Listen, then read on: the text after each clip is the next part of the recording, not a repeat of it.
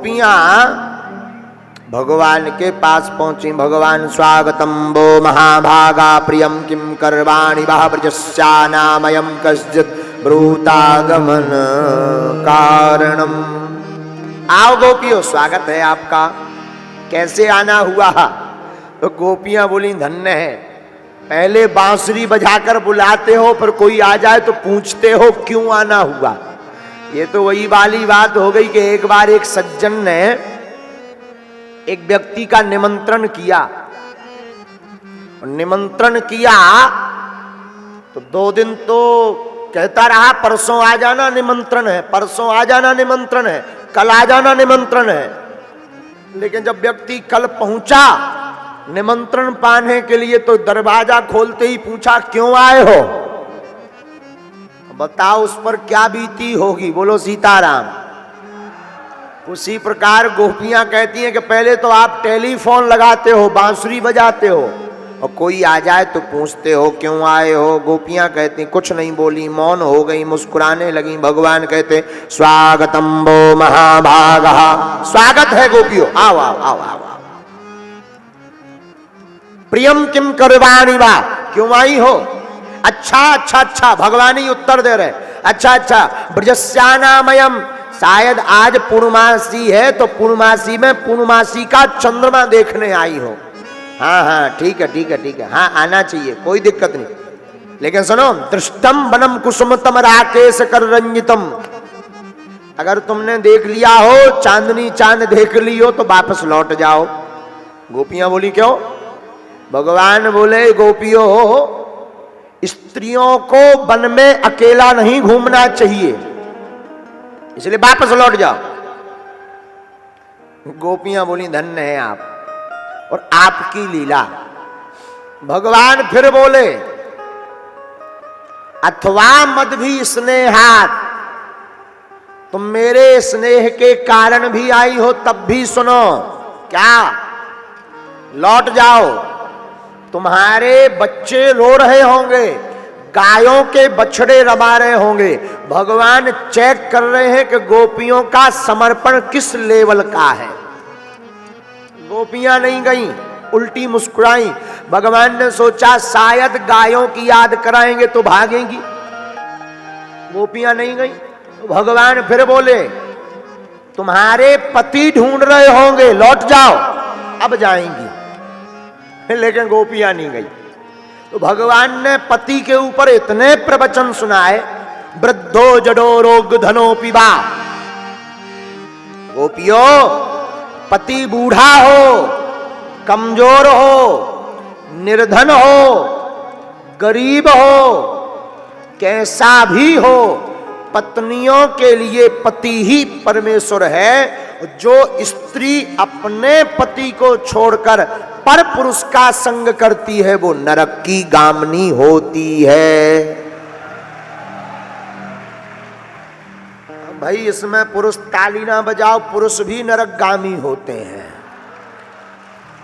अगर पुरुष भी अपनी घरवाई को छोड़कर इलू इलू करे वो भी नरकगामी होता है। हाँ, दोनों के लिए बराबर शास्त्र में दंड अधिकार है। अगर पुरुष भी अपनी स्त्री को, इसका वर्णन रामायण में बहुत अच्छा दिया है पंडित जी। कहां पर? जब सूर्पनखा आई तो सूर्पनखा राम जी से कहती है तुम सम पुरुष ना मो सम नारी। सूर्पनखा कहती आपके समान कोई पुरुष नहीं, हमारे जैसी कोई नारी नहीं। भगवान बोले क्या कहना चाहती हो? बोले ताते अब लग रहा हूं कुंवारी। बोले अब तक मैं कुंवारी हूं, शादी नहीं करी, लेकिन मन माना कछु तुम्हें निहारी। बोले तुमको देखकर कुछ मन कर रहा कि विवाह कर ले। तो सूर्पनखा से भगवान बात कर रहे, लेकिन सीतः चितः कही तही बाता। आप रामायण पढ़िएगा तो गोस्वामी जी बहुत अद्भुत हैं। बोले क्या? राम जी कितनी अद्भुत लीला कर रहे हैं। बात कर रहे सूर्पनखा से पर देख रहे जानकी जी की तरफ। अच्छा भाई, कोई किसी से बात करे तो उसकी तरफ देखेगा कि नहीं, कि बगल वाले की तरफ देखेगा? कोई सामने बात करे हम इधर देखने लगे, हाँ जी क्या हुआ, और वहां से कोई बोले गुरु जी हमारा पैर टूट गया, तो ये तो बड़ी उल्टी बात हो गई। लेकिन राम जी से बात कर रही सूर्पनखा, लेकिन राम जी सूर्पनखा की तरफ नहीं देख रहे, कहां देख रहे, सीता चिताय कही नहीं बाता, भगवान जानकी जी की तरफ देख रहे। इसका कारण क्या है, पुरुषों ध्यान से सुनो। इसका कारण है, मानो राम जी कहना चाहते हो सूर्पनखा है वासना। कभी कभी वासना अगर तुम्हारे ऊपर अटैक करे और कोई तुमको लिफ्ट दे तो तुम उसकी तरफ ना देखकर अपनी धर्म पत्नी की तरफ देखना शुरू कर देना, बहकोगे नहीं। गड़बड़ नहीं होगा, नहीं तो गड़बड़ हुई जाएगा। तब तो आजकल ज्यादातर मैटर फलानी फलाने के साथ फुर, आजकल ये ज्यादातर सुनने को मिलता है, अमुक व्यक्ति के साथ अमुक बाई फुर रुड़ गई। और आजकल तो एक हमारे बहुत प्रिय पत्रकार हैं, बहुत स्नेही मित्र की भांति, बुंदेली चुगली वाले नीरज जी, वो जो है कभी कभी खबर बनाते तो इतनी गजब बनाते, बोले 2 बच्चों की अम्मा हुई फरार इलू इलू में। हाँ, इतना गजब का लेखन है। 2 बच्चों का बाप, समझदार हो आप लोग, बोलो सीताराम। तो जो है जोर से बोलो सीताराम। भगवान गोपियों को कहते वृद्धो जडो रोग धनोपि वा, गोपियों पति बूढ़ा हो, निर्धन हो, दीनहीन हो, शारीरिक कमजोर हो, तब भी गोपियों स्त्री का, पतिव्रता स्त्री का धर्म है अपने पति को छोड़कर पर पुरुष का ध्यान भी नहीं करना चाहिए। तब भी गोपियां नहीं मानी। तब भगवान कहते अथवा मद भी स्नेहात, हमारे प्रेम के कारण आई हो तो सुनो, श्रवणात् दर्शनात् ध्यानामयी भावोनु कीर्तनात् ना तथा सन्निकर्षेण प्रतीयात् ततो ग्रहाना। भगवान कहते अगर हमारे प्रेम के कारण आई तो हम में प्रेम रखने से ज्यादा हमारी कथा सुनो, हमारा ध्यान करो। गोपियां नहीं मानी। अब गोपियां भगवान को कथा सुनाती, महाराज हमारी सुनो, बहुत जब से आए आप प्रवचन सुना रहे, हमारे सुनो प्रवचन। भगवान बोले सुनाओ। गोपियां कहती सरकार एक ब्राह्मण थी, एक ब्राह्मणी। तो ब्राह्मणी बड़ी पतिव्रता थी, जब तक अपने पति देव को भोजन ना करवा दे तब तक ब्राह्मणी भोजन नहीं करती। ये नियम है, पत्नी को पति का बचा हुआ प्रसाद पाना चाहिए, शिष्य को गुरु का बचा हुआ शीत प्रसाद पाना चाहिए, और पुत्र को पिता का बचा हुआ शीत प्रसाद पाना चाहिए। धर्म है ये। तो ब्राह्मणी का धर्म था पहले पति को भोजन, बाद में आप। और आजकल जमाना उल्टा है, पहले खुद डकार लेती हैं, बाद में जय जय सीताराम। हाँ, पहले के जमाने में अभी भी कई जगहों पर ऐसा देखने को मिलता। हम तो आंखों से अपनी माताजी को देखते हैं। हमारी माताजी जब रोटी बनाती हैं तो पहली रोटी गाय को, अंतिम रोटी कुत्ता को। लेकिन आजकल कुछ अंग्रेजन आई तो पहली रोटी खुद खा जाएंगी, अंतिम रोटी खसम के लिए। तो अर्थ क्या निकलता, मानो खुद गौ माता बनना चाह रही कि हम गाय हैं, और खसम को डॉट डॉट डॉट। बोलो सीताराम, जोर से बोलो। बल्कि धर्म पत्नी का धर्म है पहले पत्नी पति को भोजन पवावे, फिर बाद में खुद पावे। रोज चरणों की सेवा करें। क्या करें?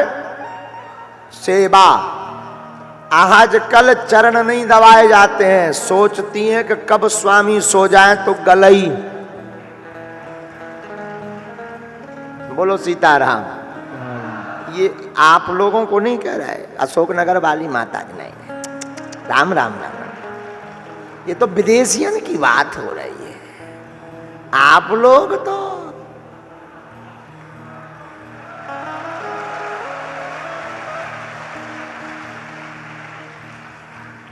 क्योंकि अभी हमें कल तक कथा करनी है कि कालें दे बिलना दे चिमटा, बागेश्वर सरकार मुर्दाबाद। आफत हो जाए गरीब आदमी, बेचे ही तो हमारे नाव के पुतला फुकत राहत, बेचे ही तो आए दिन पुतला फुकत है। एक ना एक कोनो ना कोनो ई मैदान में, कोनो रामलीला मैदान में पुतला फूंक भी लगो।